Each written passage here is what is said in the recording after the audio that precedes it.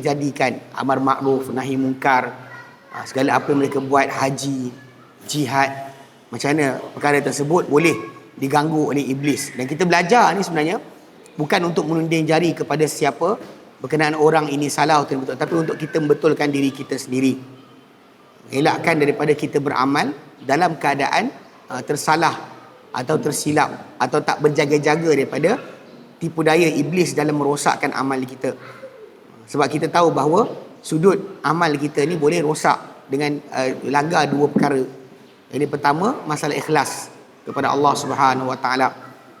Bagaimana kalau kita tak ikhlaskan diri dalam beramal, ia tak akan diterima oleh Allah Subhanahu Wa Taala. Allah akan tolak amal tersebut. Macam dalam hadis Nabi nyatakan, Allah Taala berkata, ana aghna syuraka ani syirki. Aku adalah sekutu yang paling tak perlu penyekutuan. Mana sering manusia sekutukan, tapi aku paling tak perlukan penyekutuan. Man amila amalan la asyrakani fihi ghairi. Barang siapa beramal satu amalan, dia sekutukan aku dalamnya dengan selainku, taraktuhu wa syirkah, aku biarkan dia dengan sekutu dia. Aku tak nak amalan tersebut. Yang kedua adalah masalah mutaba'ah. Itu barak apa amal yang kita buat tadi mestilah menepati ajaran Rasulullah sallallahu alaihi wasallam. So dengan dua jaluan tersebutlah sering akan terjadi syaitan akan cuba jadikan kita tidak ikhlas, ada riak, rasa nak menunjuk diri, rasa nak orang puji, rasa takjub diri sendiri. Semua akan rosakkan amal kita. Dan selain itu juga masalah tidak ikut kepada bentuk yang dikehendaki oleh Nabi sallallahu alaihi wasallam. So jadi bab ke-8 alhamdulillah kita habiskan. Last sekali berkenaan dengan amar makruf nahi mungkar. Macam ni iblis akan selewengkan kepada orang yang buat kerja amar nahi mungkar. Baik. Hari ini kita masuk bab yang ke-9. Bab yang ke-9, al-babut tasi'u, bab yang ke-9. Fi dzikri talbis iblisa 'ala zuhadi wal ubadi. Bab yang ke-9 mengenai sebutan penyelewengan atau pengeliruan iblis terhadap orang-orang zuhud dan juga ahli-ahli ibadat. Orang-orang zuhud dan juga ahli-ahli ibadat. Bila kita sebut tentang zuhud ni, kita kena faham kalimah zuhud ni, dia adalah memang datang daripada Nabi SAW sendiri. Bila ada para sahabat tanya macam mana nak dicintai oleh manusia, dicintai oleh Allah Ta'ala, Nabi kata, uzhud fid dunya yuhibbukallah. Zuhudlah engkau pada dunia, Allah akan cinta engkau. Wazhad fi ma indan nas. Kau zuhudlah pada apa di tangan manusia, apa yang mereka miliki. Yuhibbukan nas, manusia akan sayang kau. Dan kita zuhud pada apa di dunia, Allah sayang kita. Kita zuhud pada apa di tangan manusia, manusia sayang kita. Jadi kalimah zuhud ni sebenarnya memang datang disyariatkan, difahami dan diketahui. Okay, cuma kat sini nak terangkan macam mana kadang-kadang pemahaman zuhud ni tadi boleh disalah ertikan, sampaikan ada orang beramal nakkan zuhud tapi dia salah. Okay, dia kata kat sini, qad yasma'ul amiyu dhammad dunya fil Qur'anil majid wal ahadith. Kadang-kala akan mendengar seorang awam, mana bukan seorang alim. Macam kita semua ni lah orang awam. Kita kadang-kala akan mendengar celaan terhadap dunia dalam Quran yang mulia dan juga dalam hadis-hadis. Fayara anna najata tarkuha. Lalu dia melihat keselamatan adalah pada meninggalkan dunia. Namun wala yadri mad dunyal madmumatu. Tapi dia tak tahu dunia manakah yang dicela. Dunia manakah yang dimaksudkan oleh Nabi sebagai tercela. Fayulabbisu alaihi iblisu bi annaka la tanju fil akhirati illa bitarkid dunya. Lalu akan mengelirukan terhadapnya iblis dengan bahawa dia kata engkau tidak akan selamat di hari akhirat melainkan dengan meninggalkan dunia. Fa yakhruju an wajihi ilal jibal. Lalu orang tersebut sebaik dia faham macam tu, dia pun tinggal dekat bukit. Tak nak tinggal dengan masyarakat. Fayab'udu anil jum'ati wal jama'ati wal ilmi. Lalu dia akan menjadi jauh daripada Jumaat, solat jemaah, dan juga ilmu. Ni kadang ada orang nak selamatkan diri konon daripada fitnah akhir zaman, lari ke hutan, bina kampung baru, tak nak duduk dengan masyarakat. Ini masalah yang kita kata zaman sekarang ni dah makin jadi tajuk. Ada beberapa kumpulan kita lihat konon ni nak zuhud tapi buat macam tu. Dan kadang-kadang kita pelik juga pada perkara ni, ada orang ni tok guru mereka ajar untuk zuhud, tapi tok guru tu pakai kereta Mercedes, anak murid dia kena zuhud. Dia bagi tok orang, anak tok guru kata tak ada duit, tak ada sekian, atau dia ambil duit anak murid dia beli kereta, dia pakai dengan driver sekali. Ni jaga-jaga. Banyak orang kadang-kadang tak nampak perkara ni berlaku. Sebab dia keliru tentang masalah dunia mana kan tercela. Memang Nabi sebut antara hadis Nabi yang Nabi kata ad-dunya mal'unun wa mal'unun man fiha. Dunia itu tercela apa dalamnya, illa kecuali zikrullah wa ma walah, kecuali mengingati Allah Taala dan apa yang mengiringinya. Mana ya, solat, puasa, zakat. Tapi benda ni dalam dunia.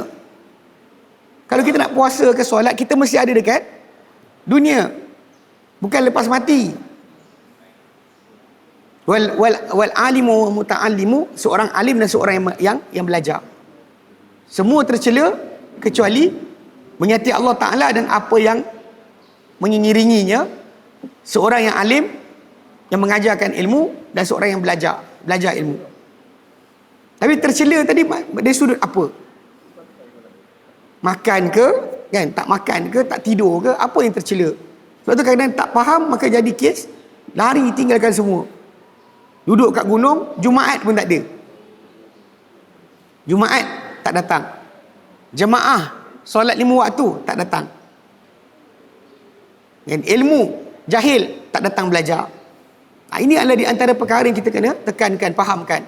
Sebab kita tak tahu tentang amalan kita, maka datanglah kelas belajar. Datang kelas belajar. Sebab ini kadang-kadang benda yang kita kata sering menjadi masalah. Kita hanya rasa nak belajar, sedangkan bila kita rasa seronok, sedangkan kita patut datang belajar bila kita jahil. Walaupun kita tak tahu, kita rasa macam benda nak buat. Pagi ni, pagi Jumaat, pagi Ahad ni ada apa? Nona. Ada apa kat televisyen? Televisyen ada apa? Pagi-pagi ni, Selamat Pagi Malaysia. Tak tahu. Tapi realiti benda berkenaan sepatutnya dielakkan. Kita patut datang belajar, mengisi majlis-majlis ilmu untuk menambah pengetahuan kita, bagi kita beramal mengikut perintah Allah Subhanahu Wa Taala. Tanpa pengetahuan, kita akan jadi macam tadi. Dia kata, wa yasiru kal wahshi. Lalu orang tersebut kerana nak zuhud, dia jadi seperti binatang liar. Wa yukhayyalu ilaihi anna hadha huwa zuhdul hakiki, dan dikhayalkan kepada dia inilah zuhud yang hakiki. Yakni duduk dekat hutan, tinggalkan bercampur manusia, inilah zuhud hakiki. Saya sebenarnya ada seorang kawan, saya datang keluar belajar, pergi ke Yaman, pergi ke Sudan, lepas tu Yaman. Waktu saya keluar daripada Malaysia, kawan saya ni masuk hutan. Kemudian dia dekat Pahang. Dia jelas bina pondok, gali telaga, tanam pokok sendiri sebagainya. Nak merasakan hidup tak tanpa elektrik, tanpa apa. Dia tinggal di hutan. Jadi dia dirasakan ini zuhud. Ini dia uji iman dia. Tapi saya pernah cakap dengan dia sekali lah lepas daripada dia duduk dengan saya, datang seminggu ke Shah Alam, jalan ikut saya mengajar. Lepas tu dia kata dia cuba dah duga iman dia dengan cara duduk dalam hutan tadi, gali telaga, buat pondok dan sebagainya. Uji iman. Saya kata dengan dia, iman engkau tak teruji lagi. Iman engkau masih belum teruji. Kau nak tahu iman tu kuat ke tidak, kahwin. Sedia tak kahwin? Ada isteri. Kemudian dapat anak. Kemudian ada jiran. Tuan-tuan perasan kan, kita kalau duduk dalam kampung, dalam masyarakat, bila berkahwin, ada perangai masalah manusia, lelaki, isteri, suami isteri itu ada masalah. Ada anak-anak, ada masalah lagi. Ujian anak-anak. Dapat jiran pelik, ujian lagi. Semua ni akan berlaku bila kita duduk dalam masyarakat. Saya kata duduk dalam hutan tadi, paling kuat kau gaduh dengan nyamuk, dengan pacat, dengan cacing. Gaduh dengan nyamuk, pacat, cacing. Apa benda yang ada? Duduk campur dengan manusia pun kita tahu kita sabar ke tidak. Duduk campur dengan cacing, memanglah kita nampak kita hebat. Gaduh dengan nyamuk, memanglah kita rasa kita hebat. Sebab dalam masyarakat ni sebenarnya ujian yang besar dalam kita nak hidup. Sebab para anbiya semuanya diutuskan oleh Allah Ta'ala ke bandar. Tak ada Nabi, tak ada Rasul, Allah utuskan dalam hutan. Tak ada Nabi, tak ada Rasul, Allah utus dalam hutan. Semua duduk tengah masyarakat. Nabi di tengah kota Mekah, dan Nabi Hud, Nabi Lut, semua tinggal tengah-tengah bandar. Duduk dengan orang-orang yang mereka dakwah. Bukan mereka duduk dalam hutan. Ini masalah yang kena jaga-jaga sikit. Sebab kadang orang ingatkan zuhud sebenar, tinggalkan dunia. Jangan pakai elektrik, jangan pakai iPad. Jadi itulah zuhud. Jaga Baik. Kaifa la wa qad sami'a an fulanin annahu hama ala wajhihi wa an fulanin annahu ta'abbada fi jabalin. Macam mana dia tak jadi macam tu? Sebab dia dengar benda ni daripada seorang yang bercerita depan dia. Dia dengar daripada seorang lagi pergi beribadat dalam gunung. Kadang-kadang ada orang kata, tapi Nabi dahulu dapat wahyu. Ya, Nabi dapat wahyu, bukan untuk awak. Awak tak perlu lalui proses yang sama. Itu Nabi, dia dijadikan Allah Ta'ala untuk bersendirian di Gua Hira sampai turun wahyu. Kita dah ada wahyu tu datang, tak perlu masuk hutan balik. Sebab tu para sahabat tak ada seorang pun lepas masuk Islam duduk dalam gua untuk dapatkan perasaan menjauhi dunia. Tak ada seorang pun. Sebab Nabi tak ajar demikian. Mereka duduk dalam masyarakat, mereka bermuamalah dengan manusia yang lain, berniaga, berternak, bercucuk tanam. Dia bukannya datang dengan kehidupan menjauhi manusia. Itu bukan zuhud. Itu bukan zuhud yang Islam maksudkan. Bukan juga zuhud tadi dengan tak ada harta pun tak ada Islam maksudkan. Okay? Dia kata kat sini. Dia kata kat sini, warubbama kanat lahu ailatun. Dan barangkali orang tersebut yang duk lari ke hutan, ke bukit ni, dia ada keluarga, ada tanggungan. Ada keluarga, ada tanggungan. Fadha'at, maka terabai. Keluarga terabai sebab dia nak zuhud. Keluarga terabai. Awalidah atau ibu, dia ada mak. Ni kadang ada orang dia nak syurga, dia tak tahu syurga dia paling dekat daripada mak dia. Syurga paling dekat kita daripada mak kita. Saya ingat dulu dekat Yaman. Waktu saya pergi belajar kat Yaman dulu, saya jumpa dengan seorang pelajar ni, dia belajar dekat Hadramaut. Dia ikut kumpulan Habib-Habib ni lah. Jadi waktu dia datang rumah kawan kita, kebetulan ketika tu tsunami Aceh berlaku. Saya ingat kita televisyen keluar gambar tsunami Aceh jadi. Jadi dia duduk dengan saya, dia bersembang. Saya kan boleh tak nak sembang sebab saya punya perangai. Kalau dia sembang benda bukan-bukan, walaupun dia baru saya kenal, saya pangkah aja. Saya cakap je suka hati, saya akan tegur dia. Saya takkan kata macam tak apalah biar, tak. Saya akan cakap, kalau dia salah, saya kata salah. Jadi budak ni, dia sanggup datang ke Yaman belajar. Sebenarnya diorang ada idea dalam kepala nak jadi wali. Datang belajar ke Hadramaut untuk jadi wali. Sebab belajar dengan wali. Guru kita wali, kita pun nak jadi wali. Okey. So, jadi saya lepas perbualan panjang, saya cuba nak fahamkan kepada dia yang orang jadi wali Allah, orang yang Allah Ta'ala lindungi, yang doa dia didengari, Allah Ta'ala jaga dia daripada sebarang perkara yang tak elok. Maksiat ke mata dia akan dihalang. Saya kata benda ni berlaku pada semua orang, asalkan orang tu beriman, bertakwa. Allah Ta'ala sebut dalam surah Yunus. Surah Yunus, Allah Ta'ala sebut tentang perkara ini. Ala inna awliya Allah. Ketahuilah bahawa wali-wali Allah. La khawfun alaihim walahum yahzanun. Ketahuilah wali-wali Allah ni tiada ketakutan ke atas mereka. Untuk benda yang mendatang mereka tak takut. Walahum yahzanun, mereka takkan bersedih dengan apa yang telah lepas. Okay, siapa mereka? Allah Ta'ala sebut ayat berikutnya. Alladzina amanu wa kanu yattaqun.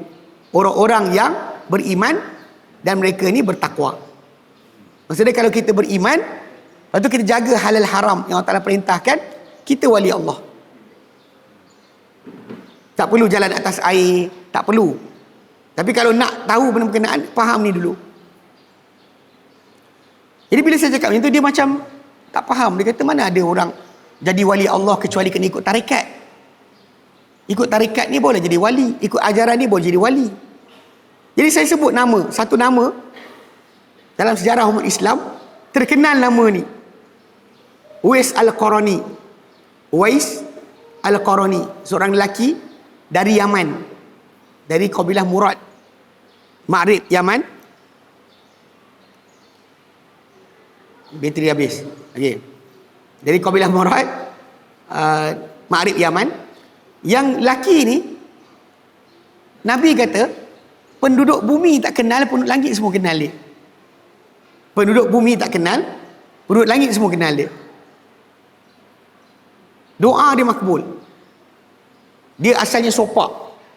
Lalu dia doa apa? Allah jadikan doa dia makbul. Dia pun doa Allah Ta'ala supaya sopak dia hilang, kecuali tinggalkan satu bahagian je dekat perut dia. Supaya tiap kali dia lihat, dia ingat tentang dia ingat tentang penyakit yang dia hadapi, yang Allah Ta'ala telah sembuhkan dia.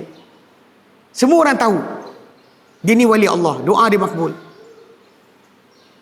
Sampaikan Nabi sendiri pesan pada para sahabat. Nabi kata, barang siapa jumpa Uwais, jumpa lelaki ni, cakap pada dia, minta ampunlah kepada Allah untuk orang yang jumpa tu. Nabi pesan kepada para sahabat, siapa jumpa Uwais, lelaki ni, doa dia makbul, cakap pada dia, minta ampun kepada Allah Ta'ala untuk orang yang jumpa. Dia pernah datang ke Madinah.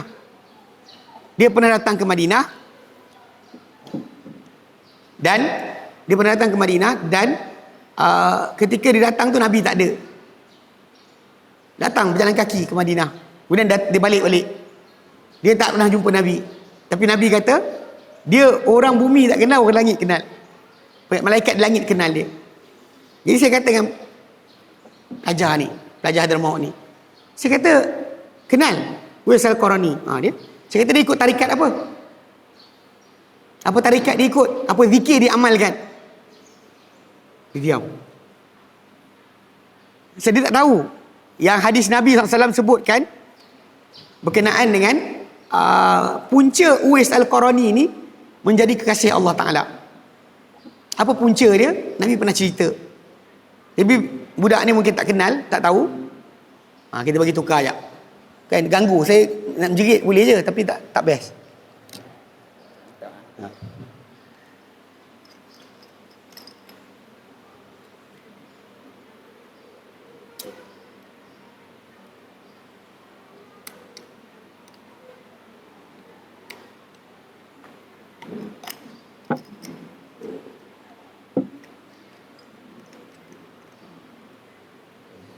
Okey.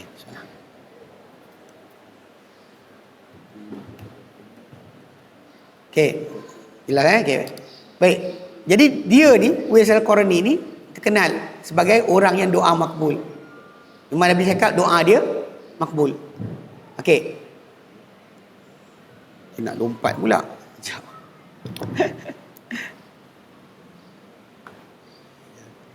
Okey. Baik. Dia tak boleh disengit, meja disengit kan. Dia nak jatuh. Okey. Jadi Uwais Al-Qarani ni saya tanya, apa amalan dia buat? Zikir apa dia baca? Wirid apa dia amalkan? Sampaikan Nabi kata, penduduk langit kenal dia, penduduk bumi tak kenal dia. Apa zikir dia amalkan? Apa wirid dia baca? Apa tarikat dia ikut? Jadi budak ni dia terdiam. Saya kata Nabi cakap dah. Dia tak ingat, bagi saya beritahu. Nabi kata dia seorang anak yang baik. Mak dia buta. Uwais Al-Qarani ni mak dia buta. Dia bela mak dia. Macam mana seorang ibu bela anak, dia bela mak dia yang buta tadi, mandikan, suapkan makan dan sebagainya. Hatta tawaf pikul mak dia kat belakang. Tawaf di Baitullah dia pikul mak dia.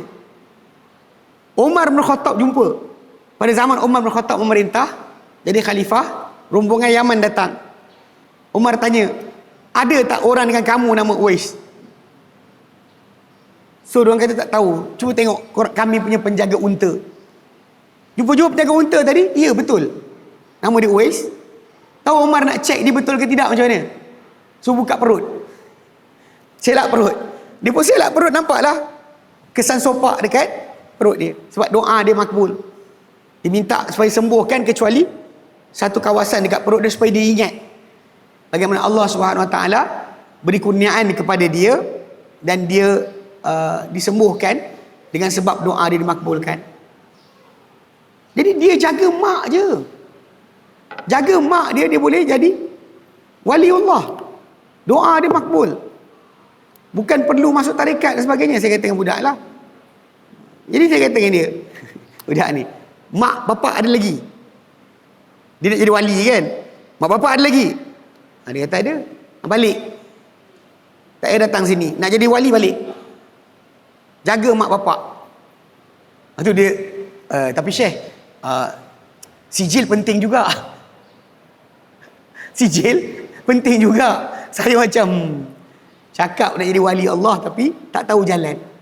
Sebab macam inilah dia kata, lari ke hutan, tinggalkan keluarga. Kalau ada mak, tinggalkan mak. Dia kata ada mak, fabakat li firaqihi, lalu mak tu menangis kerana berpisah dengan dia. Ni masalah. Yang kadang orang tak jumpa pintu syurga dia paling dekat adalah mak bapak dia. Itu juga paling dekat. Dan Nabi pernah sebut dalam hadis baginda, Nabi kata raghima anfuhu, raghima anfuhu, raghima anfuhu. Rugilah dia.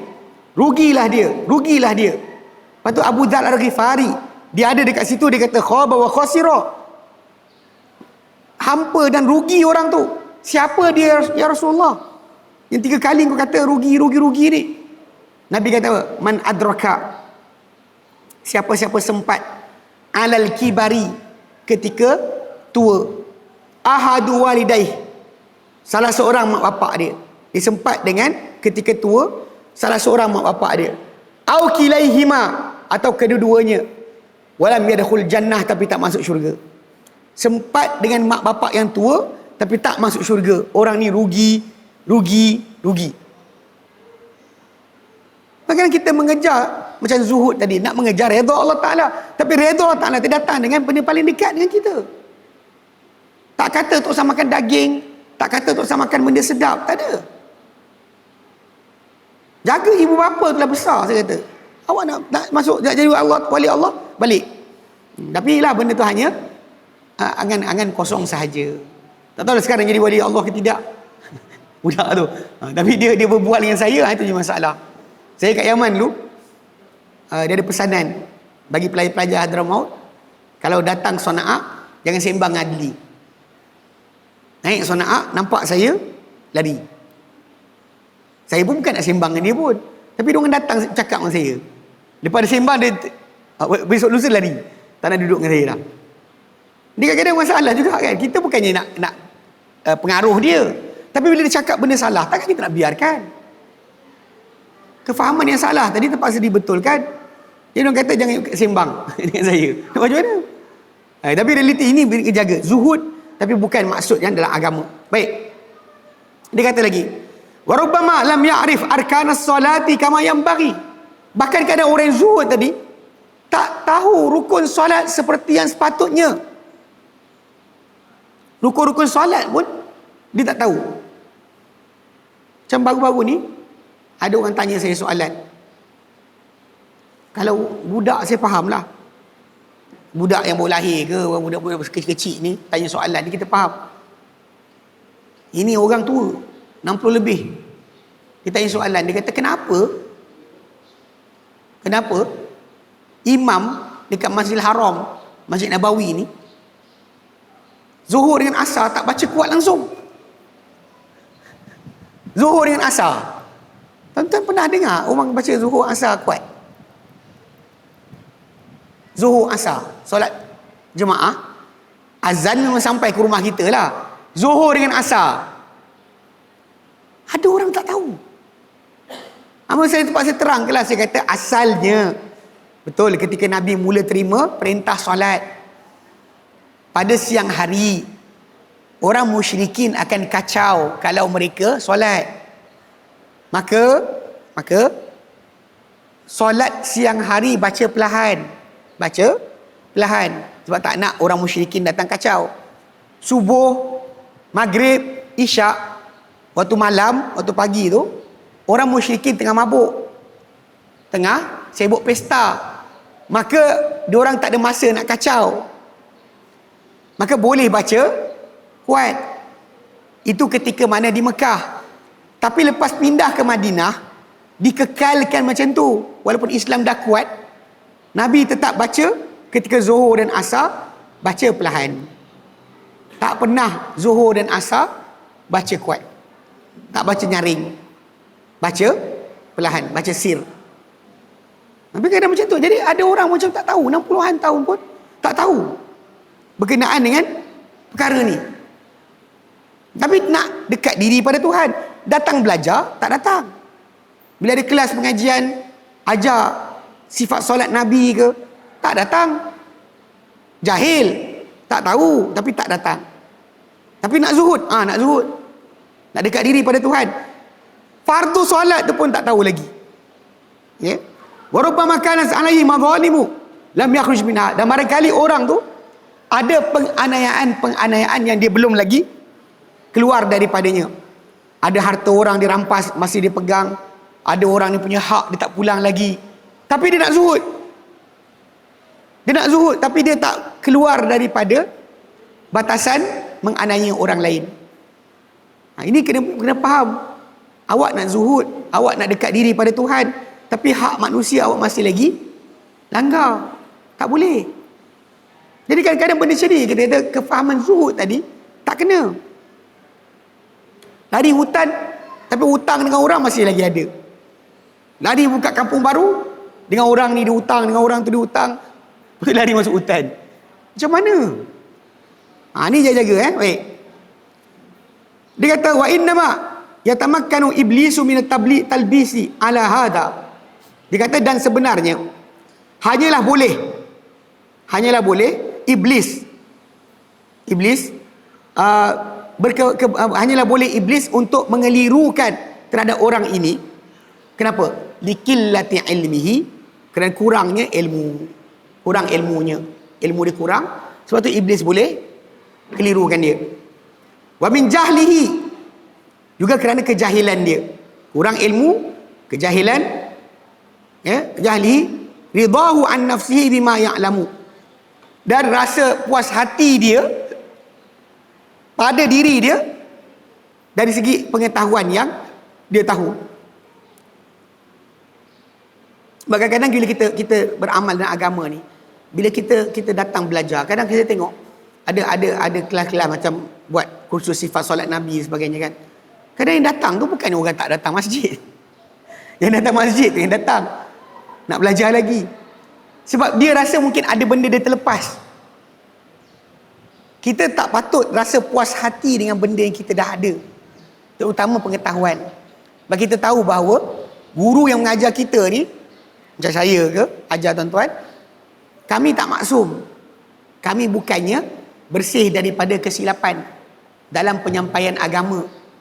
Para nabi, para rasul itu maksum. Tapi orang yang mengajar selepas para nabi, para rasul, mereka tidak maksum.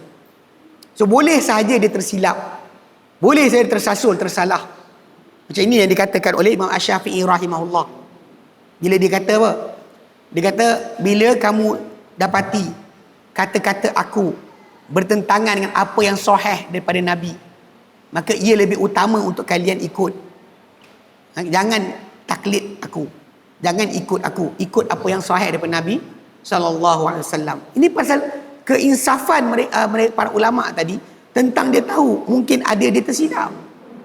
Mungkin ada hadis tak sampai pada dia. Jadi kalau imam-imam tadi pun macam tu, kita lagilah patut untuk mempunyai perangai terbuka bagi menerima pembetulan, pembaikan dalam pengetahuan kita. Itu sepatutnya berlaku. Kalau orang tu redha dengan apa pengetahuan dia ada, macam dari kecil dia belajar macam tu, sedangkan masa berubah. Pada zaman dulu, tuan-tuan, contohnya ketika mula-mula belajar dulu, kan suruh dia hafal sahaja rukun wudu. Rukun wudu ada apa? Rukun wudu 6. Betul kan? Tak tahu, tak pasti. Rukun wudu ada 6. Kita hafal je. Pertama, niat. Kedua, basuh muka. Ketiga, basuh tangan hingga ke siku. Keempat, sapu kepala. Kelima, kenapa takut jawab? Kamera tunjuk muka saya, bukan tunjuk muka orang depan saya. Takut pula jawab. Kenapa? Kalau kamera tunjuk muka akak-akak dan abang-abang, memanglah patut takut. Kan terangguk silap nanti kan masuk sampai kiamat. Dalam internet ada. Saya salah, muka saya ada. Tuan-tuan salah, mana nampak muka? Kelima, basuh kaki. Sebut-sebut. Tak makan lagi apa? Okay. Terakhir, tertib. Okey. Ketika kecil, kita belajar macam tu je. Hafal. Rukun solat 13, kita hafal juga. Okey. Ketika waktu itu, kita tak terlintas pun tentang datang mana rukun ni. Sampai ke saya ingat dulu ada seorang hamba Allah Ta'ala. Dia baik. Bukan orang tak baik. Maksud baik ni, orang yang hidupkan surau. Dia tinggal dekat quarters jururawat dekat area Kepung. Isteri dia jururawat, so dia menjaga. Kemudian dia ajak saya ceramah dekat quarters tu. Saya pergi. Ketika lepas ceramah, dia beli speaker, beli sekian, pasang supaya azan berkumandang, orang datang solat. Ketika lepas kuliah, dia hantar balik saya ke Selayang lah, ke Sungai Tua. Lepas tu anak saudara saya datang ambil dari Sungai Tua pergi Ulu Yam. Tapi ketika duduk tu dengan dia cakap je ni, Ustaz, kenapa ulama suka tambah-tambah dalam agama? Ulama suka tambah-tambah dalam agama. Saya kata apa contoh dia? Contoh dia macam wuduk lah. Tak ada dalam Quran. Dia cakap itu. Saya pandang muka dia. Dia bukan orang tak datang masjid, tak datang solat. Dia orang yang hidupkan surau. Tapi dia boleh kata dengan saya, ulama reka benda ni. Saya ada Quran kecil ketika tu, saya buka Quran saya, buka surah Al-Ma'idah ayat 6. Saya buka, saya pegang. Pegang Quran ni bang. Ikut, tengok saya baca ni, saya terjemahkan. Kan ayat ke-6 surah Al-Ma'idah, bunyi dia, ya ayyuhalladzina amanu, hei orang-orang yang beriman, hai orang-orang yang beriman, idza qumta ila shalah, bila kamu bangun untuk mendirikan solat, faghsilu wujuhakum, basuhlah wajah kamu.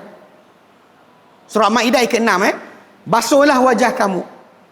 Wa aydiyakum ilal marafiq, dan basuhlah tangan-tangan kamu hingga ke siku. Wamsahu biru'usikum, sapulah pada kepala kamu. Wa arjulakum ilal ka'bain, dan kaki kamu basuhlah sampai buku lali. Saya kata ni rukun solat, rukun wuduk. Ini rukun wuduk, saya katanya dia. Oh, dia kata ada. Saya ingatkan tak ada. Dia yang ulama buat. Jadi, okey, tengok. Ketika kecil kita hafal, kita cuma ingat rukun wuduk yang 6, tapi tak tahu dalil dia. Tak tahu di mana dikeluarkan hukum tadi. Sedangkan kita wa innamal a'malu binniyat, itu niat. Yang Nabi kata amal hanya kira dengan niat.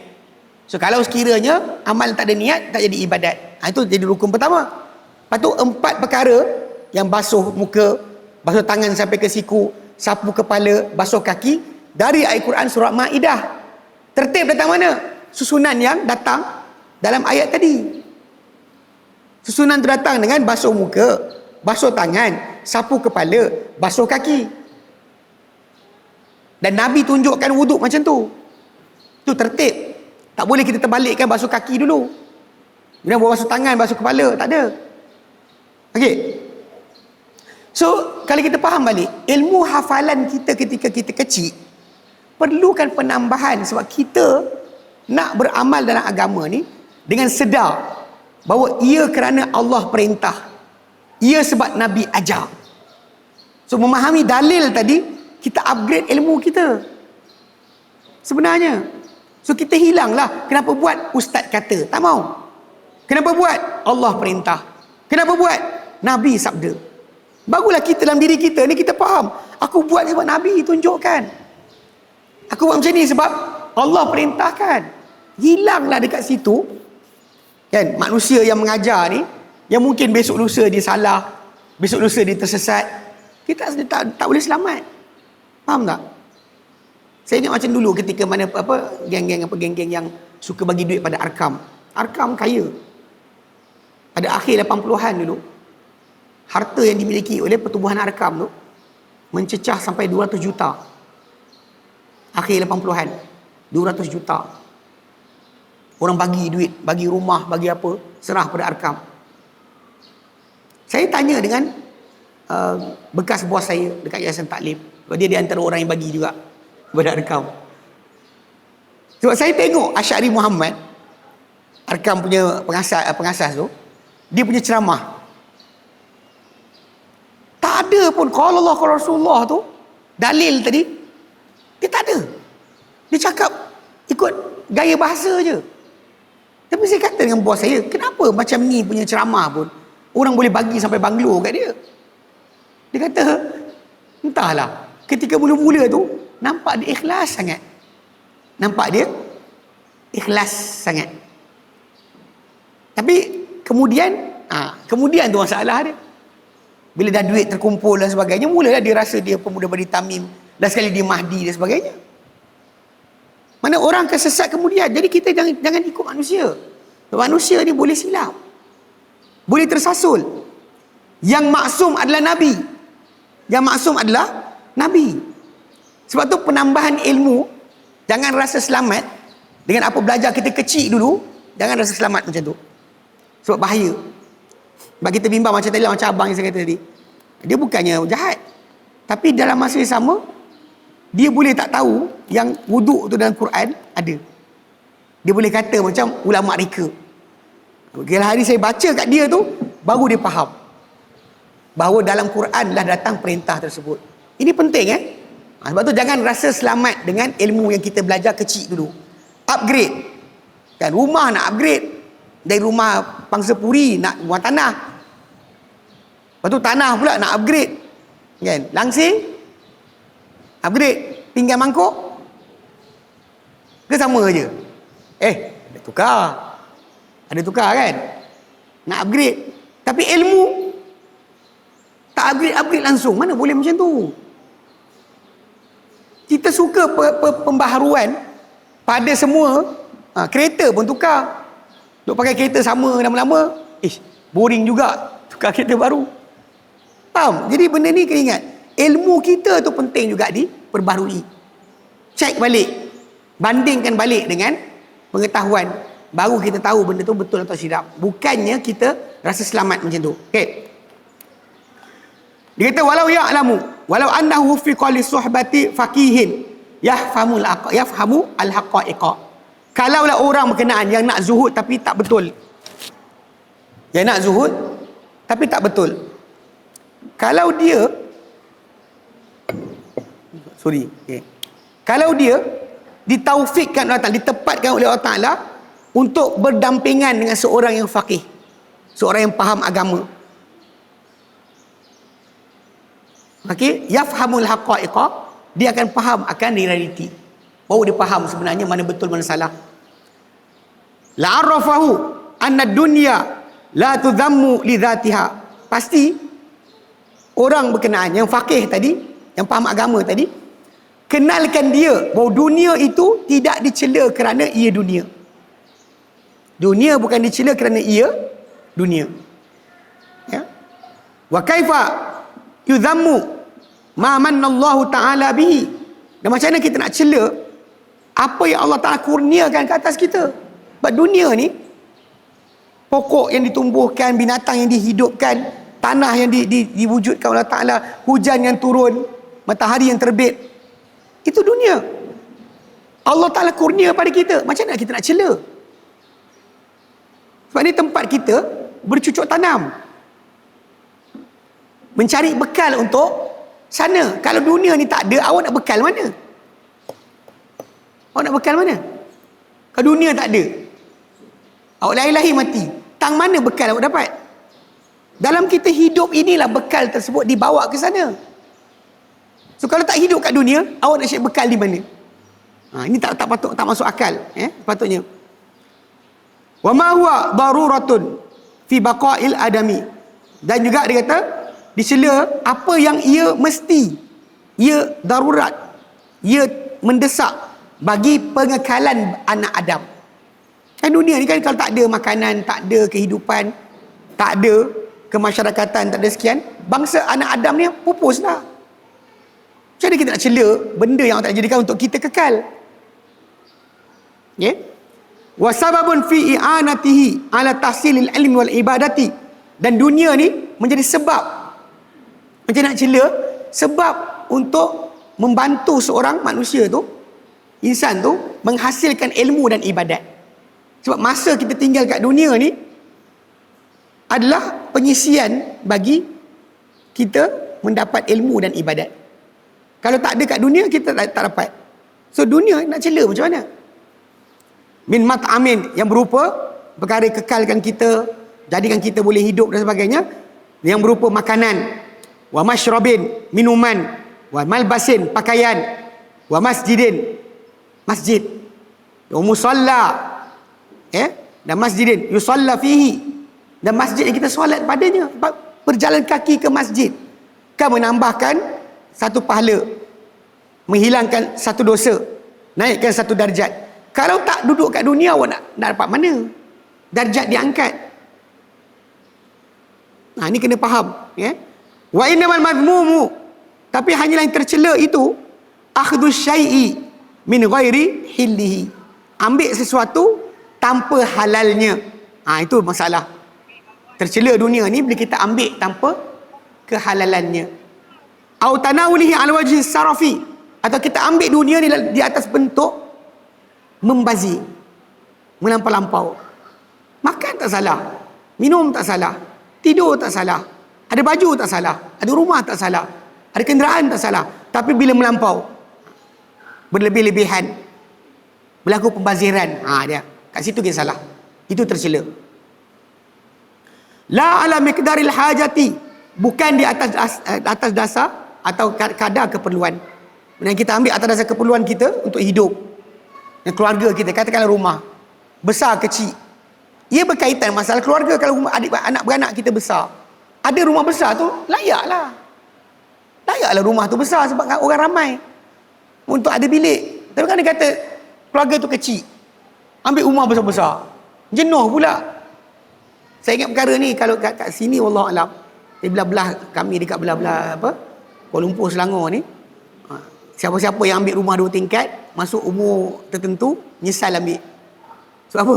Last sekali tingkat atas tak naik, letih, lutut sakit, nak bersihkan tandas. Kan rumah tu banyak tandas, 4 bilik 4 tandas. Tuan-tuan kau nak basuh tandas tu, suami dengan bini tu otusum, siapa nak basuh atas, siapa nak basuh bawah. Ni realiti je. Kadang-kadang kita bila ambil berlebihan, tak luar daripada keperluan, akan jadi masalah. Tapi kalau dia kata ikut keperluan, tak ada masalah. ada pelampauan tak apa, okey. Wa tasarrufun nafsi fihi bi miqtada ru'unatiha. Okey.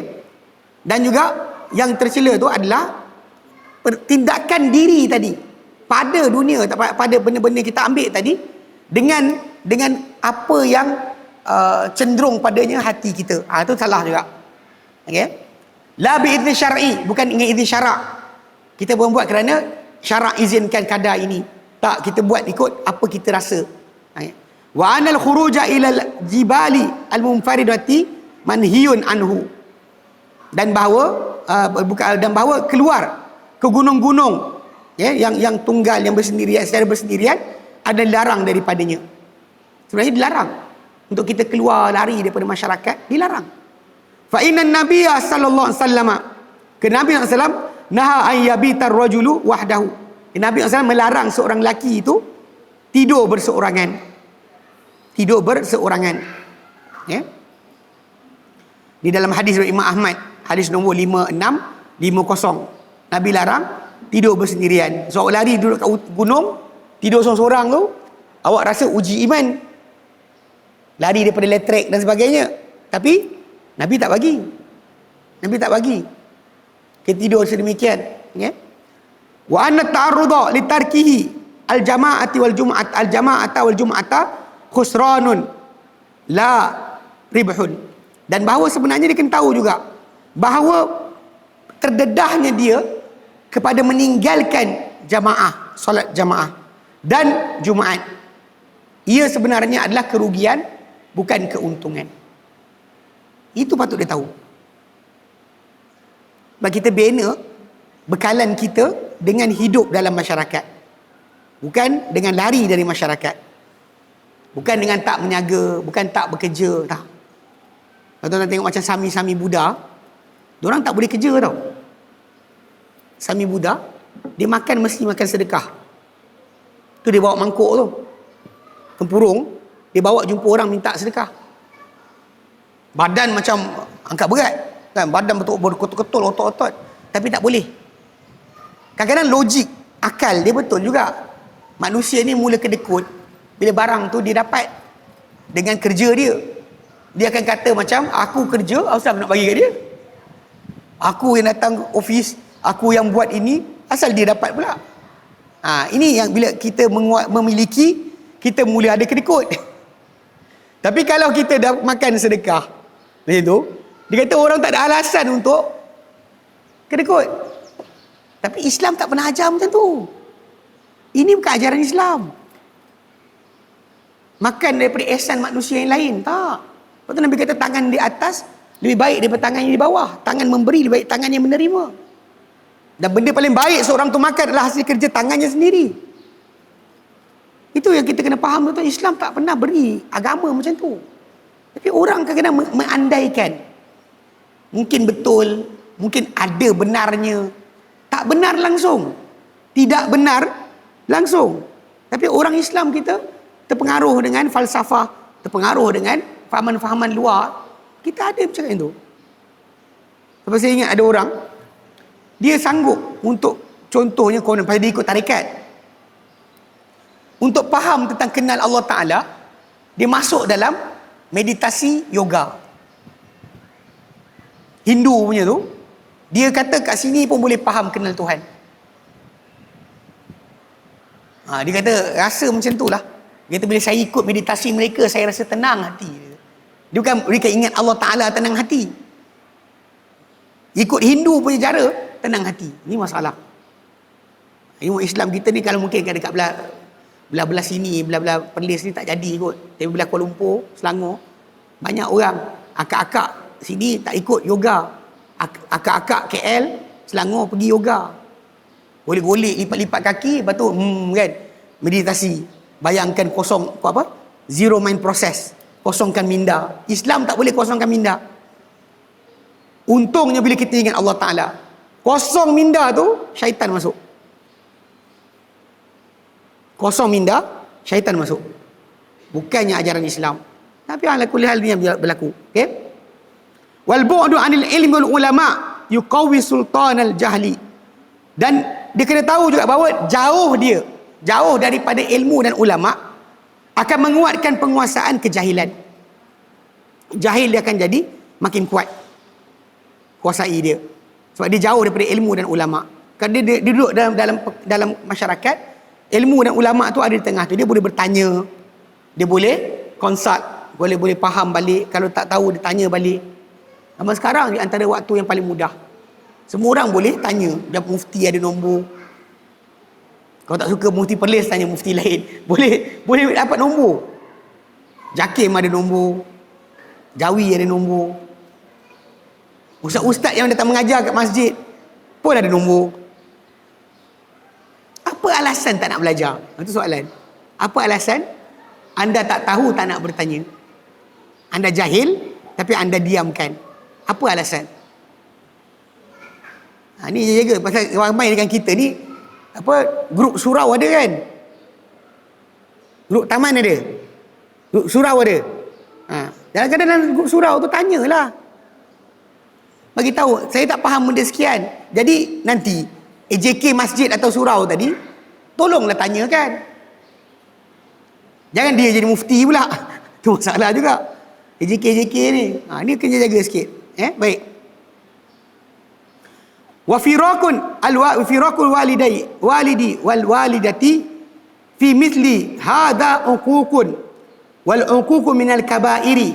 Dan berpisah dengan bapa dan ibu, berpisah dengan ibu dan bapa dalam contoh perbuatan macam ni adalah penderhakaan. Sebab tu Nabi pernah cakap pada seorang lelaki, dia nak pergi berjihad. Nabi kata, engkau masih ada mak bapak? Dia kata ya. Nabi kata, pada mak bapak engkau pergi berjihad. Pada mak bapak engkau pergilah berjihad. Jadi kadang kita nak syurga, tolong tengok pintu mana.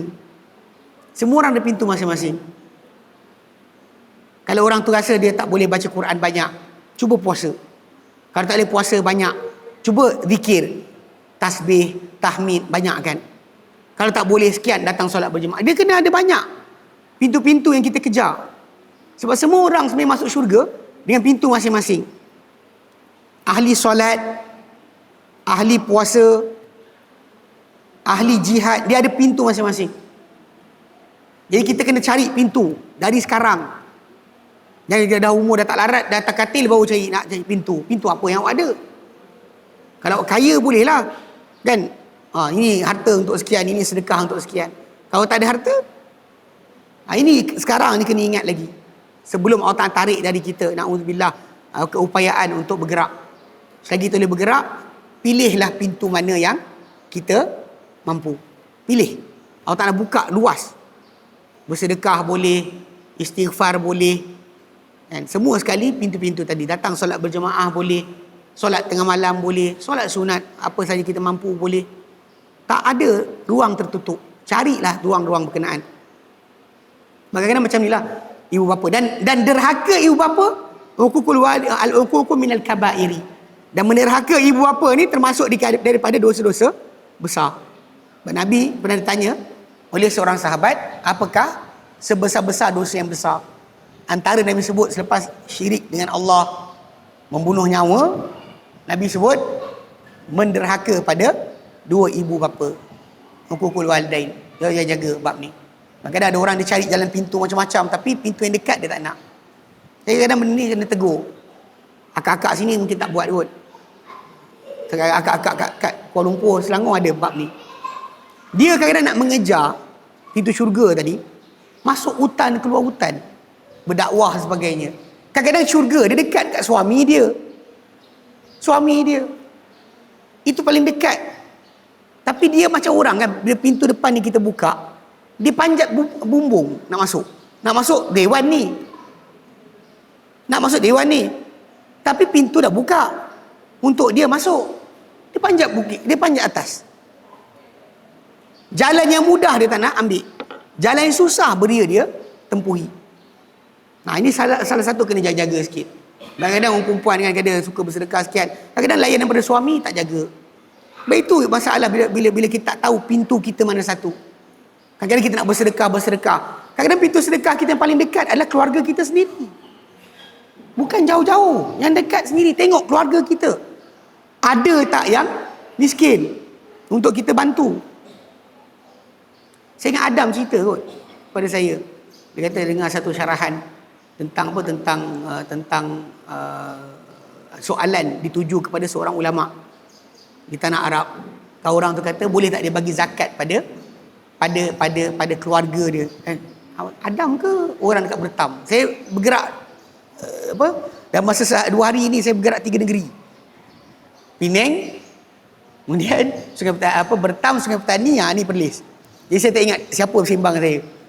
Dia kata dalam perbualan berkenaan, orang tanya, boleh tak dia bagi zakat kepada adik-beradik dia miskin? Tahu Syekh tu jawab apa? Syekh tu kata, macam mana kau boleh biarkan anak beranak kau miskin? Dia bukan soalan boleh ke tidak. Macam mana boleh jadi miskin?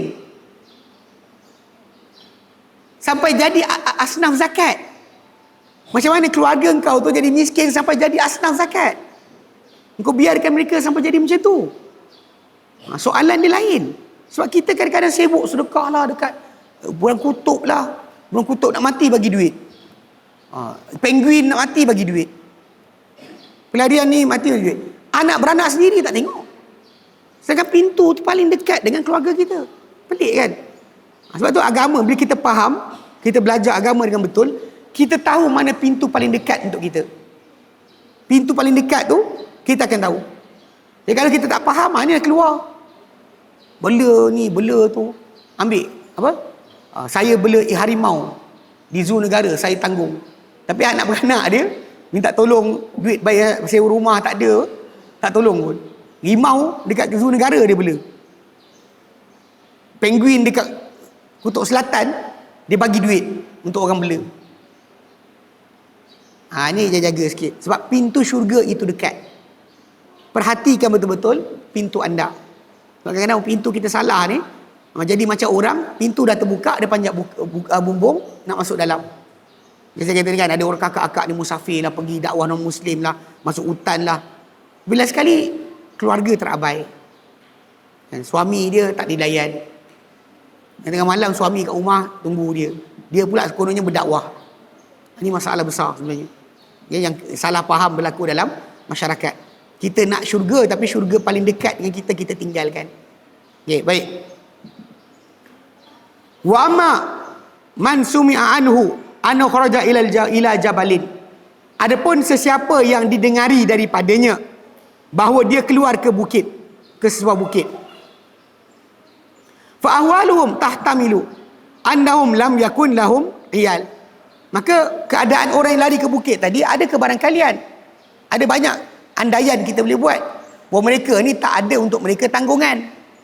Tak ada anak, tak ada isteri, tak ada tanggungan. Mungkin. Wala walidun, tak ada bapa. Wala walidah, tak ada mak. Jadi mungkin dia bebas untuk buat macam tu. Mungkin tak ada tanggungan.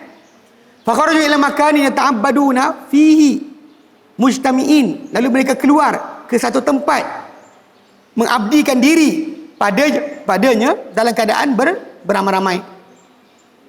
Mungkin. Kita kata mungkin. Nak sangka baiklah. Walaupun benda tadi macam saya kata tadi salah juga. Sebenarnya agama tak pernah suruh tinggal dekat bukit. Agama suruh kita tinggal dalam masyarakat, baiki diri kita dalam masyarakat, bukan lari ke bukit. Okey?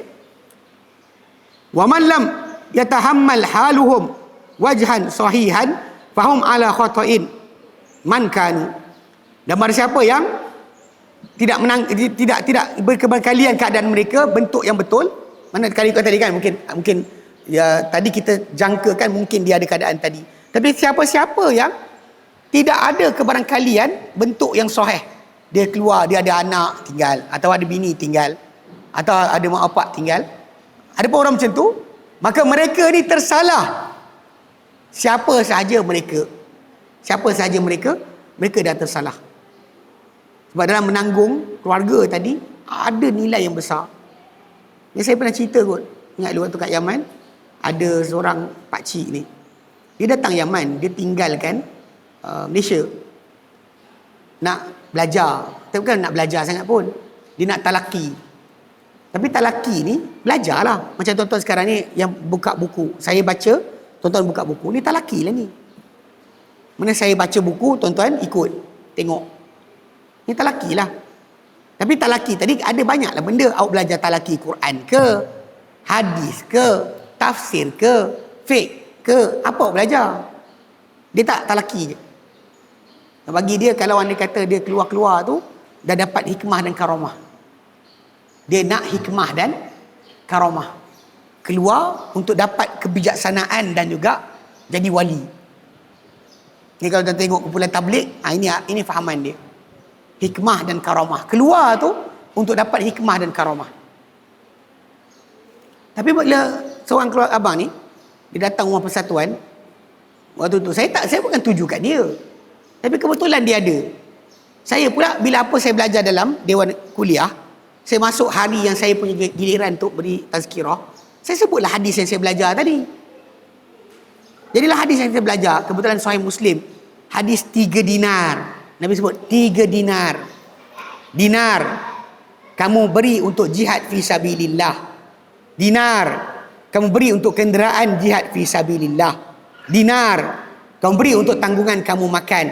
Dinar paling afdal antara 3 ni adalah dinar kamu beri anak bini kamu makan.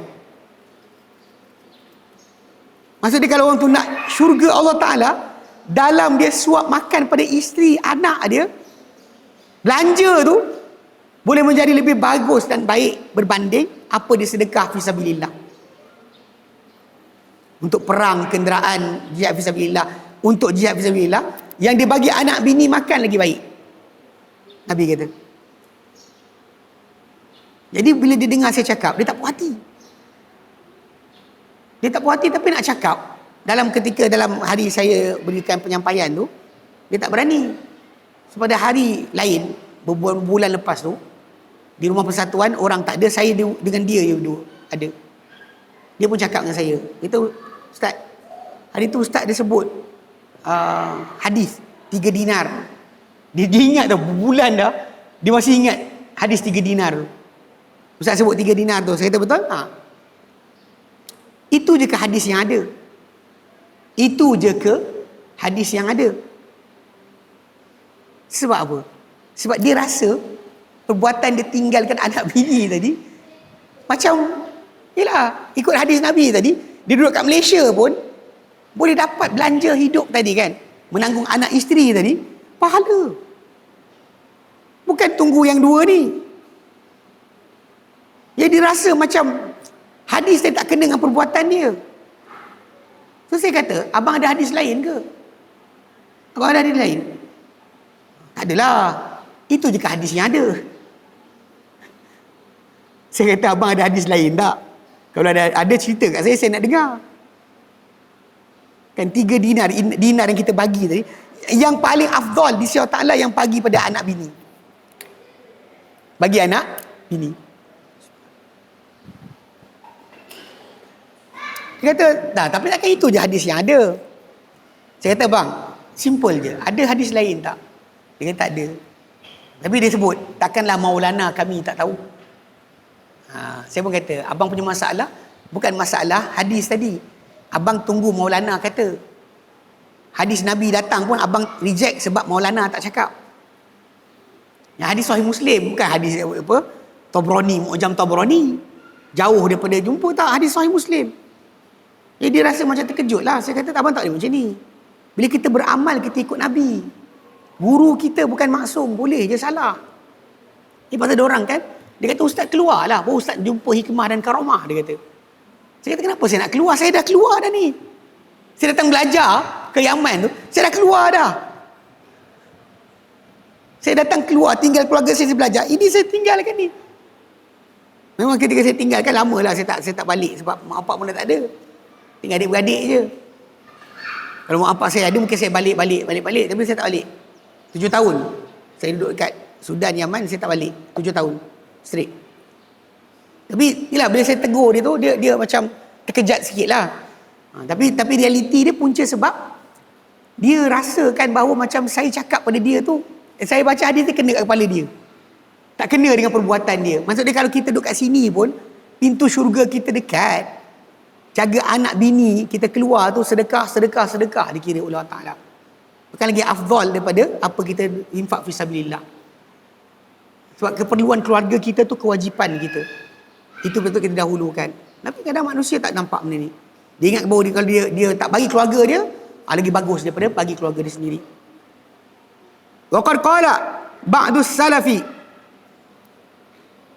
Sungguh telah berkata sebahagian salaf, kharajna ila jabalin nata'abbadu. Okey? Kami telah keluar ke bukit, ke sebuah bukit untuk beribadat. Faja'ana Sufyan ats-Tsauri. Lalu telah datang kepada kami Sufyan ats-Tsauri. Ini dia geng-geng ni, kita tabi'in lah. Bukan sahabat tabi'in. So diorang start lari ke bukit-bukit untuk beribadat. Datang Sufyan ats-Tsauri. Kita tahu Sufyan ats-Tsauri ni siapa? Dia salah seorang di antara ulama hadis, tabi'in yang agung, yang mulia, yang memang dia mempunyai ilmu yang sangat kukuh. Dia kata apa? Kami datang beribadat dekat atas bukit-bukit, datang Sufyan ats-Tsauri, halau kami balik.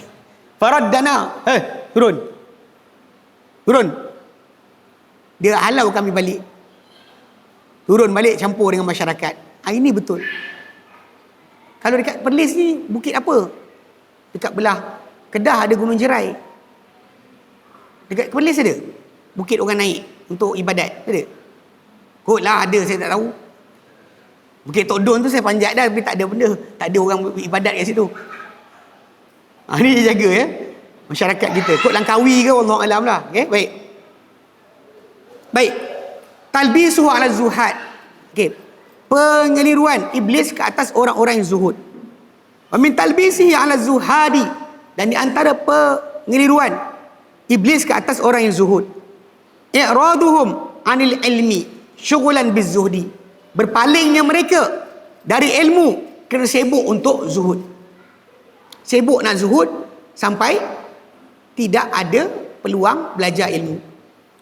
Faqad istabdalu alladhi huwa adna billadhi huwa khair. Maka mereka ni telah menukar ganti apa yang rendah berbanding apa yang lebih baik.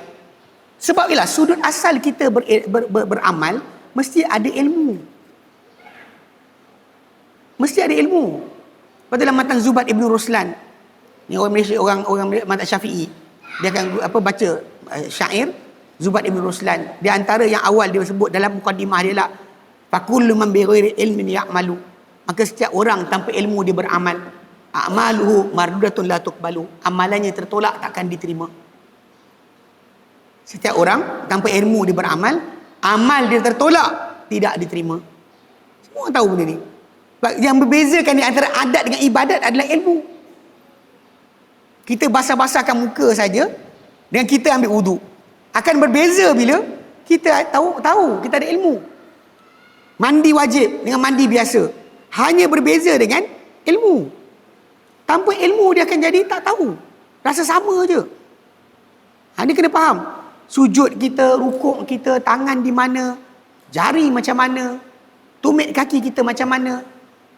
Semua sekali itu tanpa ilmu dia akan rosak. Sebab tu orang yang sibuk zuhud, tak nak ini, tak nak itu, tak nak sekian, tapi dia tidak, dia berpaling daripada ilmu. Ini masalah. Tidak belajar.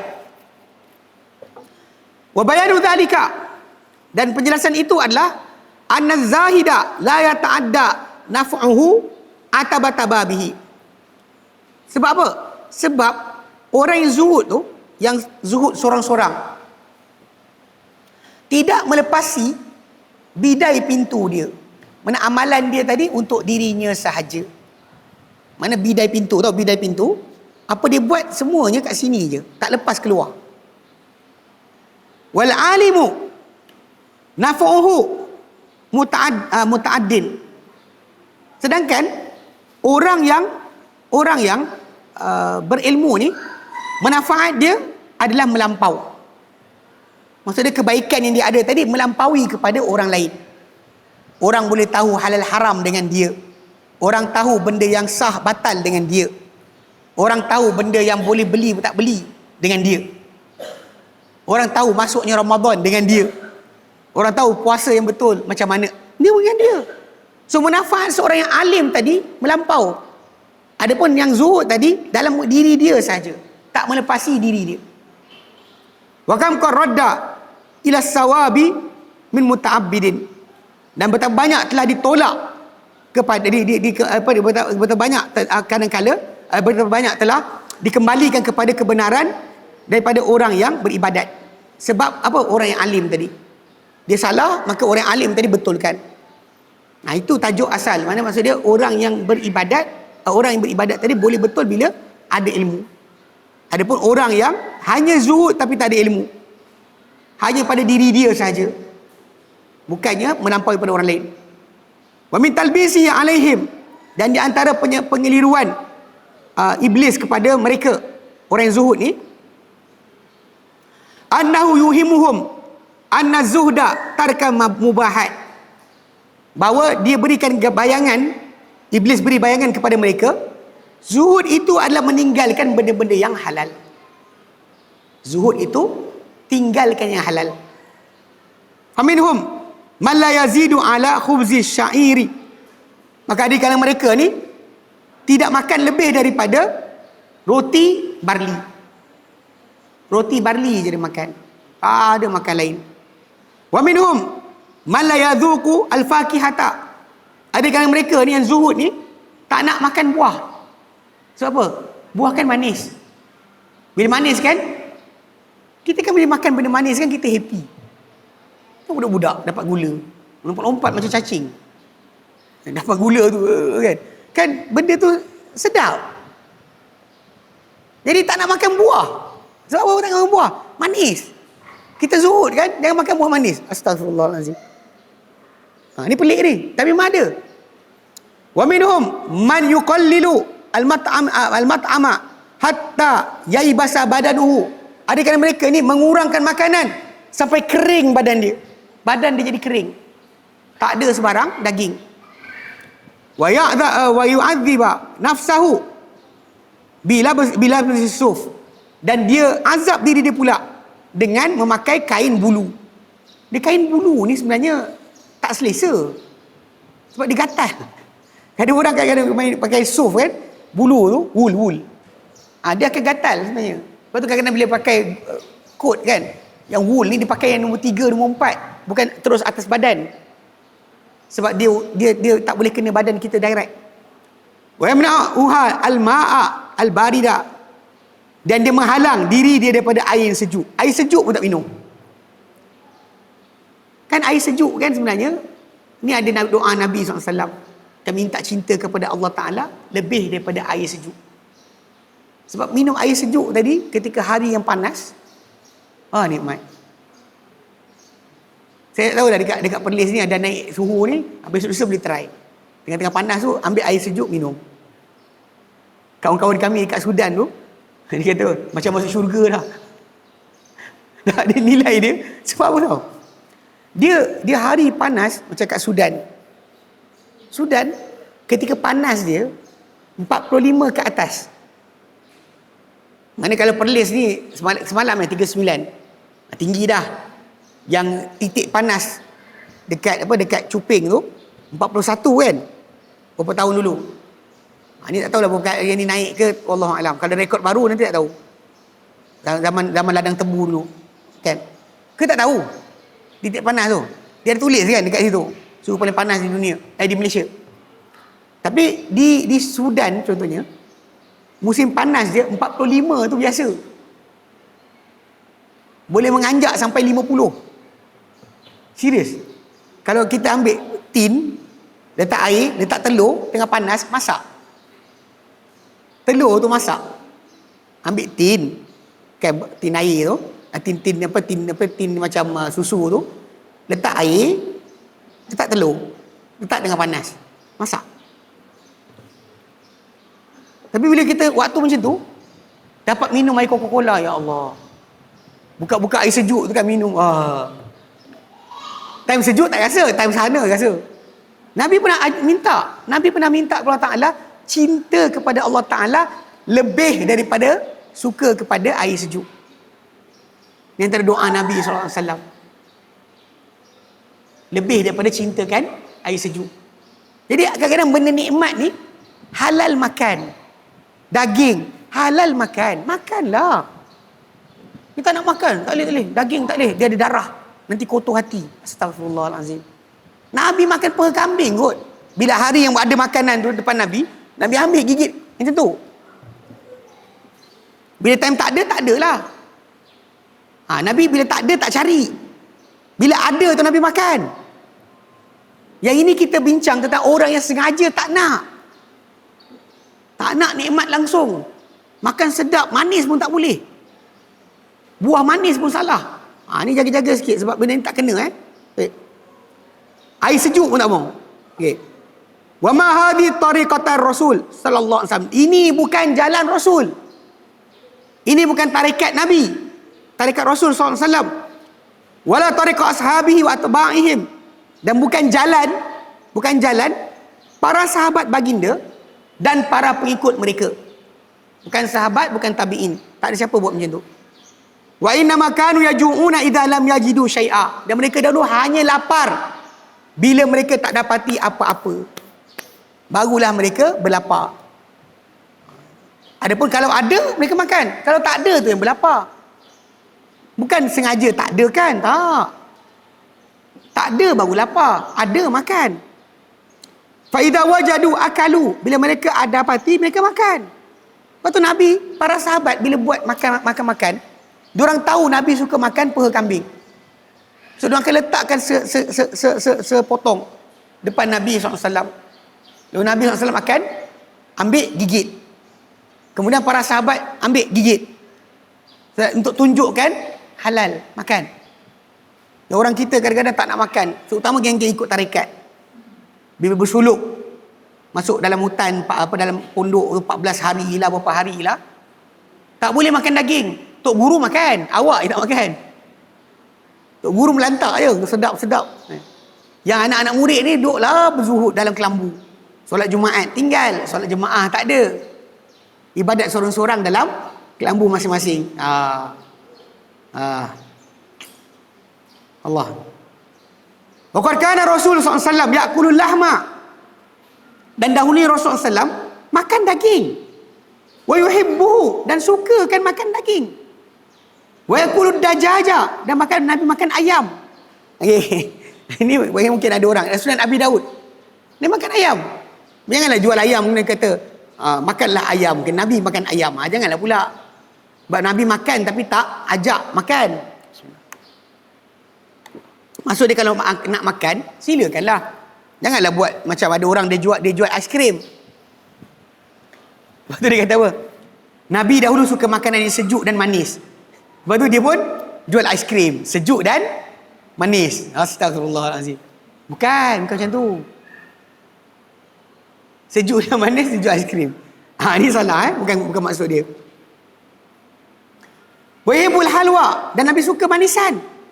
Makan manisan.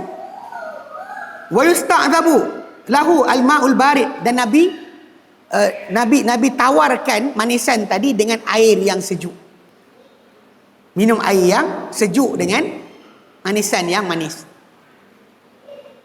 Ni tengok Nabi. Pasal ini semua yang kita sebut ni dalam hadis Nabi SAW. Semua hadis yang sahih ceritakan. Jadi bila orang tu buat zuhud, tak nak makan daging, tak nak makan manisan, tak nak makan sekian, dia dapat mana? Wa kana rajulan yaqulu. Dahulunya seorang lelaki berkata, ada seorang lelaki berkata, ana la akulul khaisa. Aku tak makan al-khaisa. Al-khaisa ni satu jenis makanan. Ada seorang lelaki dulu zaman Hasan al-Basri, dia kata aku tak makan makanan ni. Mungkin makanan tu sedap, wallahu alam. Aku tak makan makanan ni. Li'anni la aku bisyukri, kerana aku tak boleh menunaikan kesyukuran makan makanan ini. Contoh macam kalau dia makan makanan sedap sangat, syukur dia tak cukup. So dia tak makan makanan sedap sebab takut syukur dia tak memadai dengan makanan sedap yang dia makan. Kalau akak-akak masalah lah, nak balik makan durian kan, durian sedap, alamak tak boleh makan abang. Sebab apa? Ini kita durian tu sedap kat sini, Syukur kita banyak ni. Kita nak kena syukur macam ni baru boleh halal makan. Masalah ni. Tak boleh makan ayam, tak boleh makan daging, tak boleh makan kambing. Sebab apa? Tak memadai syukur. Faqala Al-Hasan Al-Basri, maka Hasan Al-Basri berkata, hadha rajulun ahmaq. Ini lelaki bangang. Ini bukan saya saja Saya bukan suka mencarut atau cakap bodoh. Ada setengah orang berceramah dekat Malaysia ni, bodoh itu bukan. Tapi ini kalimah ahmaq tu maksud dia bangang. Jadi Hasan Al-Basri bila dia dengar lelaki ni cakap macam ni, dia tak nak makan makanan sedap kerana takut tak boleh menunaikan syukur di atas makanan tadi. Hasan Al-Basri kata, ini lelaki bangang. Hadza rajulun ahmaq. Wa hal yakumu bi syukril ma'i al-baridi. Jadi pernah tak dia melaksanakan syukur dengan air sejuk? Jadi kalau sebenar, air yang sejuk, zaman dulu ketika minum air sejuk, macam mana orang buat? Diorang embunkan. Baru bila minum air sejuk, mana ada peta ais zaman tu. Saya ingat kat Yaman dulu, bila kawan-kawan kami nak minum air sejuk, dia ambil bekas air, dia balut kain. Kemudian dia simbah air dekat luar kain tu. Kemudian dia gantung bekas air tu dekat luar tingkap. Air dalam tu akan sejuk. Kenapa? Sebab bila dia siram air kat luar ni, dalam tu ada air, ini ada kain. Bila air yang dekat kain tu meruap, dia bawa sekali suhu berlebihan dalam tu. Dia macam style peluh kita lah. Tuan tahu kan peluh kita ni untuk sejukkan badan kita. Cara dia adalah bila dia terbang, peluh kita ni, dia bawa suhu berlebihan badan kita. Sebab tu kita jadi sejuk lepas berpeluh. Kita tak tahu. Kalau tak tahu, ini saya bagi tahu. Jadi kita nak minum air sejuk kan? Gantung letak tepi tingkap. Nanti lepas dia kering kain tu, air dalam tu sejuk. Zaman sekarang lah, zaman dulu embunkan atas atap. Jadi kalau ikutkan, Hasan Basri kata, dia cakap pasal makanan tersebut. Dia pernah tak tunaikan syukur untuk air sejuk yang dia minum? Kalau ikut logik, tak cukup. Macam tu mata kita pakai macam mata. Kenapa macam mata? Saya tak nak buka mata. Sebab kalau buka mata, melihat. Dan melihat saya ni nikmat. Dan saya tak mungkin tak menunaikan syukur penglihatan saya. Maka tutuplah mata. Lepas tu pekakkan telinga, dengar, tutup. Kenapa? Kalau dengar nanti nikmat. Jadi kalau saya tak tunaikan nikmat telinga saya salah. Maka jangan dengar. Jangan dengar, jangan lihat. Bercakap, tak bercakap juga. Sebab apa? Kan nikmat Allah Ta'ala bagi. Bercakap ni.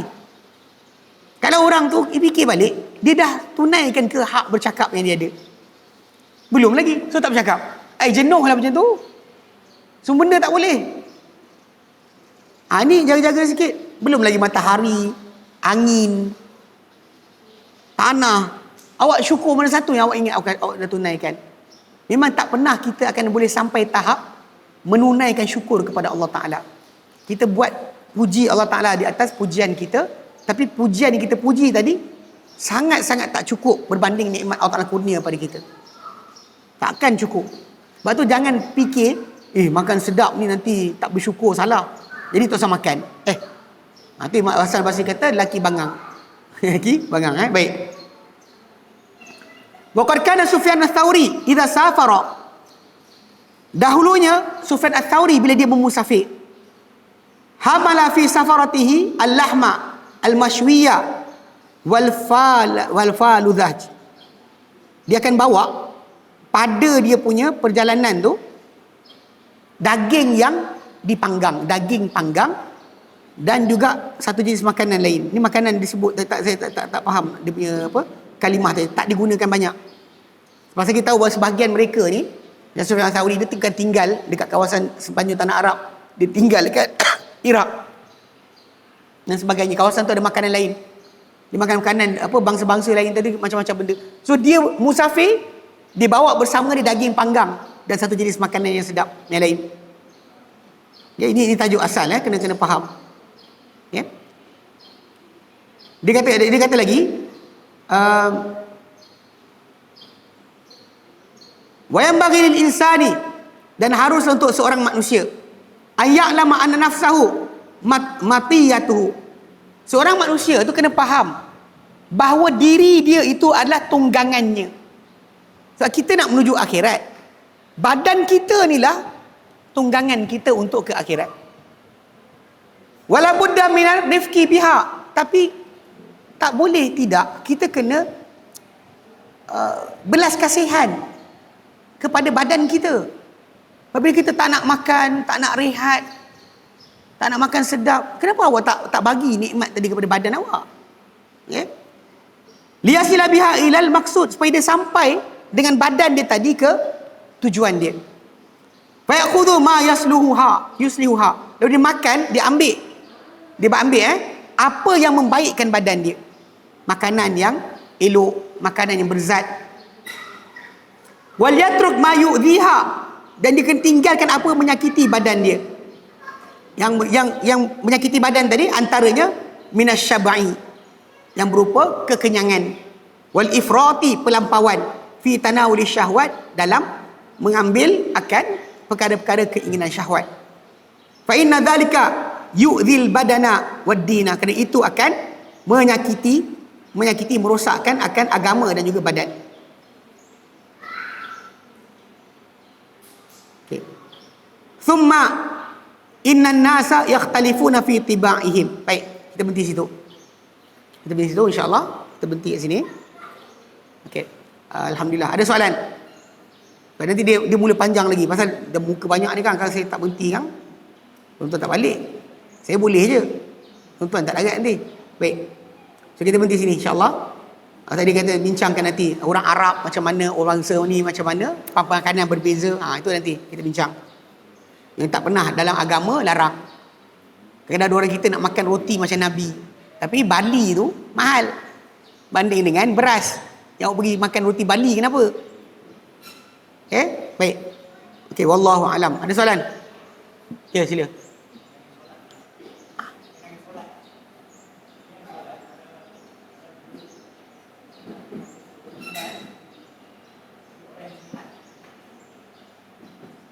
Ulang balik bang.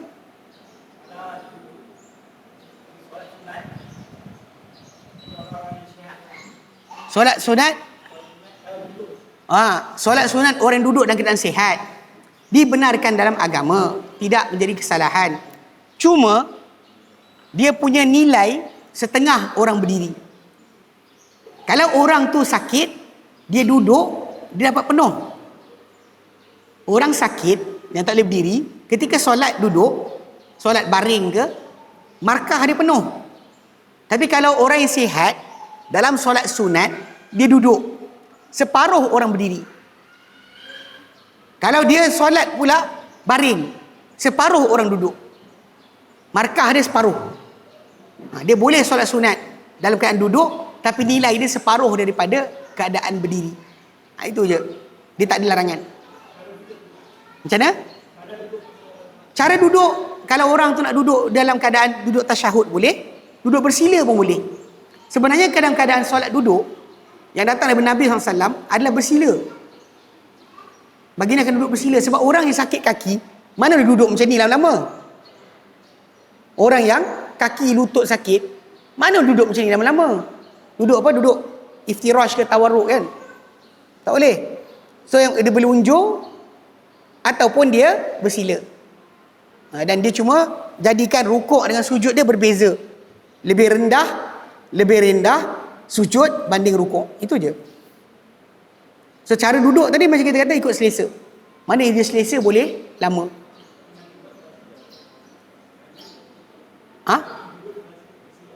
Masa duduk dia kacau bang. Ambil. Nabi yang bersila ada. Nabi pernah bersila. Bersila. Macam mana? Ada lebih ada duduk iftirash sebenarnya. So bila kita solat duduk, memang tak payah sujud. Siapa solat duduk, memang awak cuma Allahu Akbar. Dia badan je, separuh badan je kita gerakkan. Tak perlukan kepada sujud dekat lantai. Lunjur ya? Boleh. Boleh. Ikut keselesaan. Okey? Soalan lain? Okay, tak ada. Alhamdulillah. Jam belakang mati dah tu. Tak ada bateri. Baik, wallahu a'lam. Wa sallallahu ala Muhammadin wa li sallam alhamdulillah rabbil alamin. Subhanakallahumma wa bihamdika asyhadu an la ilaha illa anta astaghfiruka wa atubu ilaik. Assalamualaikum warahmatullahi wabarakatuh.